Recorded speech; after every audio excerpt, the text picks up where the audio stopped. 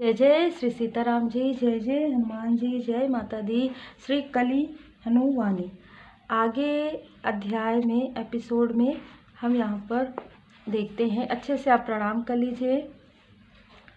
बच्चों, श्री हनुमान जी ने मनोरंजक ढंग से कहा, आप यह भूल रहे हो कि इस चमकदार यंत्र का आविष्कार मनुष्यों द्वारा ही किया गया है। तो जिस भाषा कालंदक बुद्धू की तरह बीच में ही बोल पड़ा। देव, क्या मुख्य धारा के मनुष्य अब मानव शिशुओं के साथ साथ इन छोटे पालतू जीवों को भी जन्म दे रहे हैं? कालंदक के कथन की अनदेखी करते हुए श्री हनुमान जी ने कहा, तो जिस भाषा में यह यंत्र दृश्यों को लिखता है वह भी मनुष्यों द्वारा बनाई गई है। इस भाषा की कल्पना कई सदियों पहले आचार्य पिंगल ने की थी। उनके सम्मान में हम इस यंत्र को पिंगल यंत्र कहेंगे।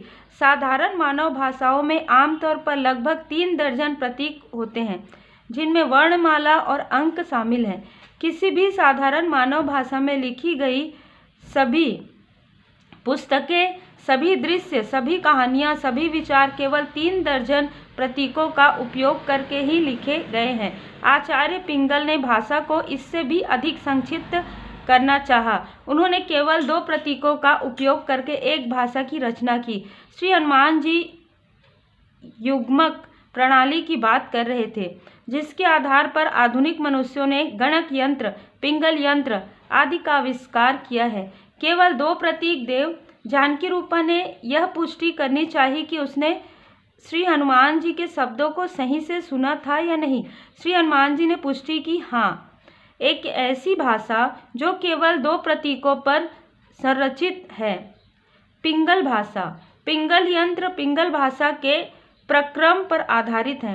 जानकी रूपा ने कहा, मुझे लगता है कि पिंगल भाषा भी सर्वसंपन्न नहीं है। देव, मैंने देखा कि यह चमकदार खिलौना अर्थात पिंगल यंत्र भी किसी दृश्य को वास्तविक रूप में बद्ध नहीं कर सकता। वह केवल दृश्य के चित्र और ध्वनिबद्ध कर सकता है, गंध, स्वाद तथा स्पर्श इत्यादि नहीं। इससे पहले कि श्री हनुमान जी उत्तर दे पाते, उर्मी पिंगल यंत्र के पक्ष में बोली, तो भी उस खिलौने द्वारा बद्ध किए गए दृश्य साधारण भाषाओं में लिखी गई पुस्तकों में बद्ध दृश्यों से तो बेहतर ही है। कोई भी लेखक किसी दृश्य को इतनी स्पष्टता से बद्ध नहीं कर सकता जितनी स्पष्टता से वह चमकदार खिलौना करता है। क्या आपने श्री हनुमान जी की विशाल प्रतिमा के दृश्यों को उस खिलौने के पेट पर भव्यता से उभरते हुए नहीं देखा?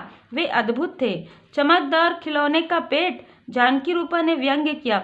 उर्मी, यह हास्यास्पद है। एक लेखक किसी दृश्य को कहीं बेहतर रूप से बद्ध कर सकता है। एक दृश्य में चित्र, ध्वनियाँ, गंध इत्यादि ही नहीं होते, विचार और भावनाएं आदि अमूर्त वस्तुएं भी होती है, जिन्हें केवल एक मानव लेखक ही बद्ध कर सकता है, कोई यंत्र नहीं। उर्मी को कोई उत्तर नहीं सूझा। कालंदक ने इस अवसर का लाभ उठाते हुए अपने विचारों को स्वर दिया। क्या कोई ऐसी भाषा विकसित करना संभव है जो दृश्यों को वास्तविक रूप में बद्ध कर सके? क्या कोई ऐसी पुस्तक लिखी जा सकती है जिसमें दृश्य वास्तविक रूप में बद्ध हो? ऐसी पुस्तक जिसको पढ़ने पर वास्तविक दृश्य हमारी आंखों के सामने जीवंत हो जाए। जानकी रूपा ने टिप्पणी करने के लिए अपना मुंह खोला, परंतु उसके विचार श्री हनुमान जी के गहरे स्वर में डूब गए।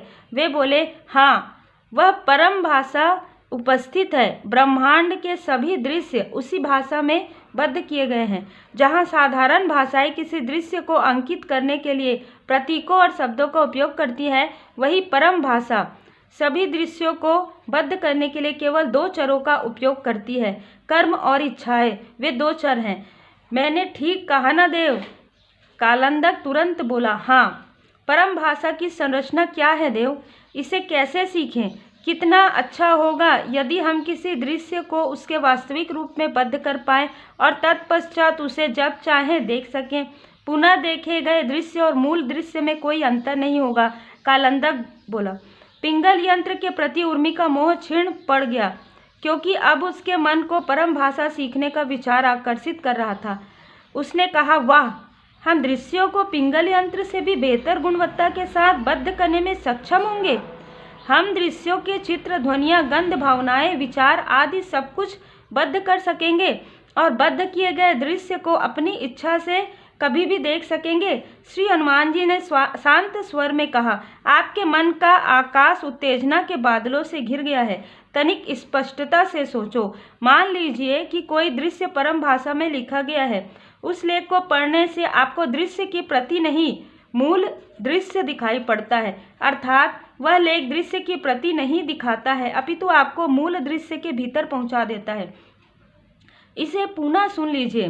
किसी साधारण पुस्तक में लिखे गए शब्द अथवा पिंगल यंत्र में बद्ध सामग्री आपको दृश्य की एक प्रतिकृति दिखाती है, जबकि परम भाषा में बद्ध सामग्री आपको मूल दृश्य में पहुंचा देती है। यदि दृश्य कोई कक्ष है तो परम भाषा में बद्ध उस दृश्य की सामग्री उस कक्ष की कुंजी है।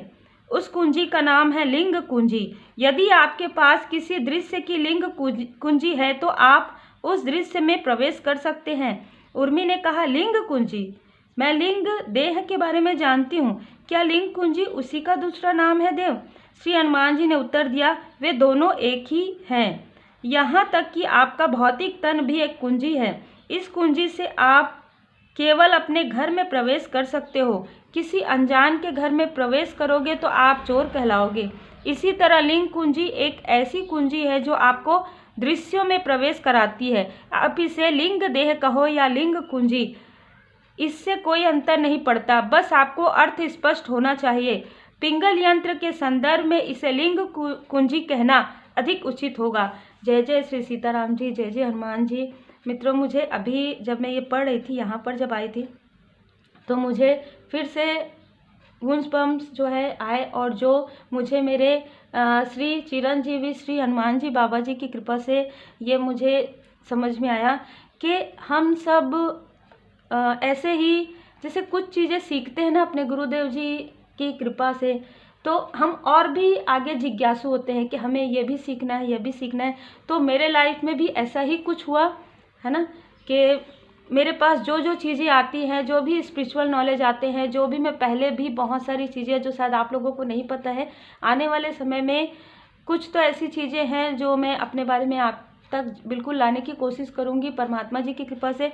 तो मैंने भी अपने लाइफ में बहुत सारी ऐसी चीज़ें की है जिसमें हम जिज्ञासा के कारण हम कुछ ऐसी चीज़ें करते हैं कि हमें ये भी पढ़ना है, हमें वो भी करना है।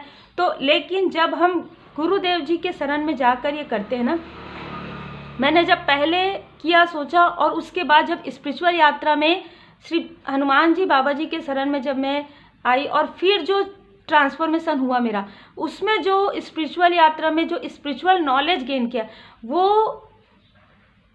उसके लिए स्पीचलेस मैं कहूँगी, शब्द कम पड़ जाएंगे। ठीक है, ऐसी अनुभूति मुझे हुई है। कुछ लोग व्हाट्सएप में ये ज़रूर पूछते हैं कि क्या आप रेकी हीलिंग सिखाते हैं, क्या आप लामा फिरा सिखाते हैं। देखिए, हर एक चीज़ को आप अपने तरीके से देख सकते हैं। हर एक स्पिरिचुअल नॉलेज परमपिता परमात्मा जी की कृपा है, श्री गुरुदेव जी की कृपा है। जिसका जिस तरीके से लाइफ पर्पस आपका होगा, उस तरीके से आपको वो ज्ञान गुरुदेव जी जरूर प्रदान करेंगे। तो उम्मीद है आपको मार्गदर्शन मिला हो, और जिस तरीके से पढ़ते हुए मुझे ये दैवीय कृपा महसूस होता है, उसी तरीके से जितने भी सोल फैमिली मेम्बर हैं उन पर और उनके परिवार पर सदा गुरुदेव जी की कृपा बनी रहे। Take care.